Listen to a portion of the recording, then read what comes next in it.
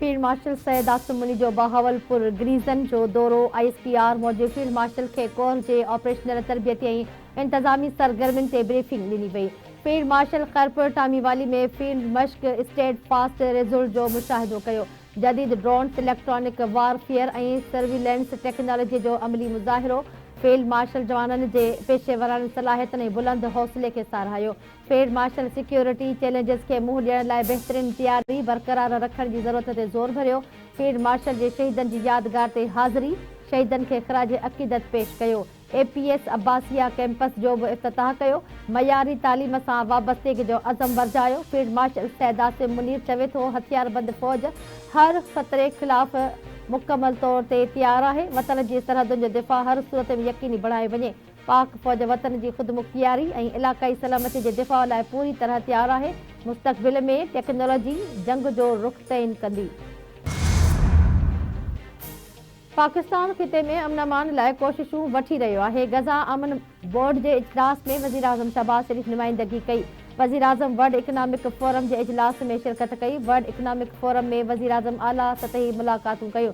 World economic forum जे मौक़े ते 7 मुस्लिम मुल्कनि बोर्ड ऑफ पीस में शमूलियत कई। परॾेही खाते जे तर्जुमान ताहिर हुसैन इंद्राबी जी हफ़्तेवार ब्रीफिंग चयाईं सदर गॾियल अरब इमारातनि जे दौरे ते आहे। आसिफ जरदारी शेख मोहम्मद बिन ज़ायद अल नहयान सां मुलाक़ात कई। वज़ीर आज़म शहबाज शरीफ़ नवनि कैनालनि जे मामले बाबति अॼु अहम इजलास तलब करे वरितो। इजलास में CCI जे फ़ैसिलनि जी रोशनीअ में नवनि कैनालनि जे मामले ते ॻाल्हियूं कयूं वेंदियूं। गुल प्लाज़ा सान्हे बाबति कमिश्नर कराची जांच रिपोर्ट वॾे वज़ीर मुराद अली शाह वटि जमा कराए छॾी। जांच रिपोर्ट जी रोशनीअ में अदालती जांच कराइण या न कराइण बाबति फ़ैसिलो कयो वेंदो। ज़रियनि जो चवणु आहे त सिंध हुकूमत गुल प्लाज़ा सान्हे जी अदालती जांच कराइण ते गौर करे रही आहे। वॾे वज़ीर सैयद मुराद अली शाह जी सदारत हेठि गुल प्लाज़ा सान्हे ते इजलास अॼु थींदो।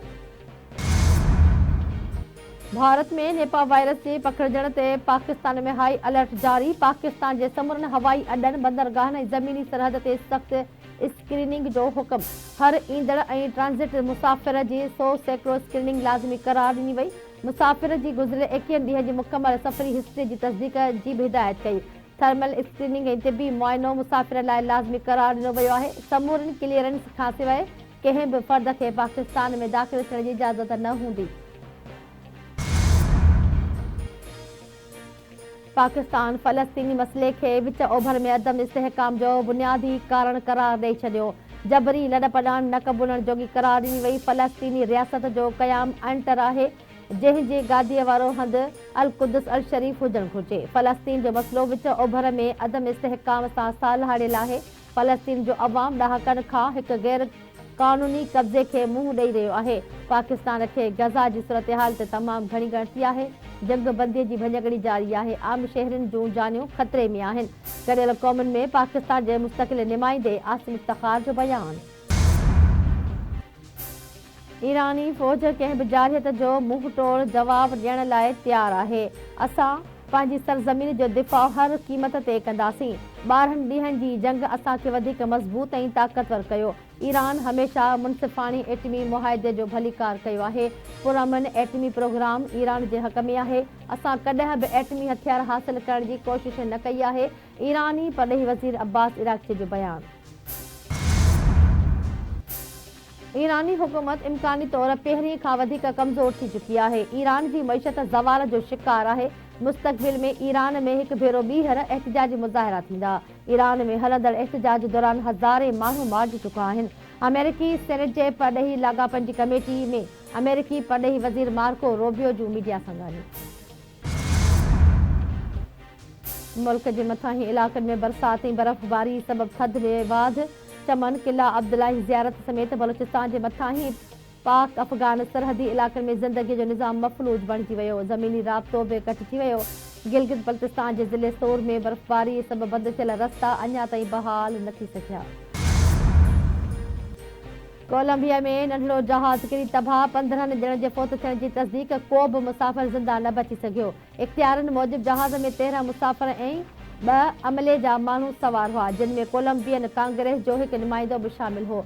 एयर कंट्रोलर जो चवणु आहे त जहाज़ जो लैंडिंग खां अॻु राब्तो कटिजी वियो ऐं पहाड़ी इलाइक़े में गाइब थी वियो।